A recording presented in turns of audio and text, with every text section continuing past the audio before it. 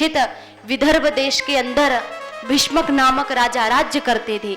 उन भीष्मक राजा के 5 पुत्र थे, रुक्मी, रुक्ममाली, रुक्मकेश, रुक्मरथ और रुक्मबाहु। एक कन्या थी जिसका नाम था रुक्मणी। रुक्मणी की और उनके पिता राजा भीष्मक की ऐसी इच्छा थी कि रुक्मणी का विवाह कृष्ण के साथ में हो, लेकिन रुक्मणी जी का जो बड़ा भाई रुक्मी था वह चाहता था कि मेरी बहन का विवाह किसी गोपाल के साथ नहीं लेकिन राजा शिशुपाल के साथ में होना चाहिए। तो उसने अपनी बहन की इच्छा के विरुद्ध शिशुपाल को बारात लेकर के आने का निमंत्रण दे दिया और कामी शिशुपाल पहले से ही बारात लेकर के आ गया। जब रुक्मणी जी को पता लगा तो उनको बहुत ही दुख हुआ। अब वे विचार करने लगी कि क्या करूं। उनके यहाँ सुदेव नामक एक ब्राह्मण रोज आता जाता था। तो रुक्मणी ने सुदेव ब्राह्मण को बुला करके कहा कि हे ब्राह्मण देवता, मैं भगवान द्वारिकाधीश से विवाह करना चाहती हूँ, तो आप मेरा एक काम कीजिए, मैं भगवान के लिए एक पत्र लिख देती हूँ, वह पत्र लेकर के आप द्वारिका में चले जाना, सारी बात आप भगवान को बता देना। यदि आपने मेरा यह काम किया तो जन्म जन्मांतर तक मैं आपकी ऋणी रहूंगी।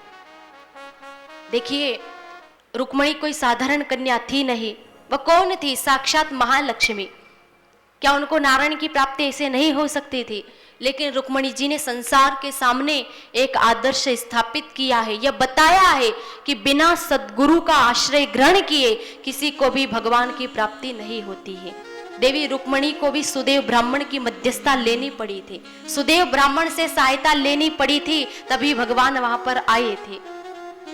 माध्यम तो स्वीकार करना पड़ता है। देवी रुक्मणी सुदेव ब्राह्मण से कहने लगी कि आप जाओ।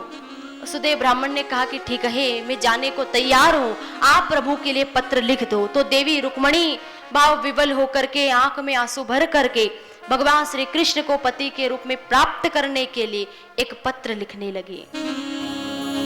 रुक्मणी पाती लिखे रे खड़वानी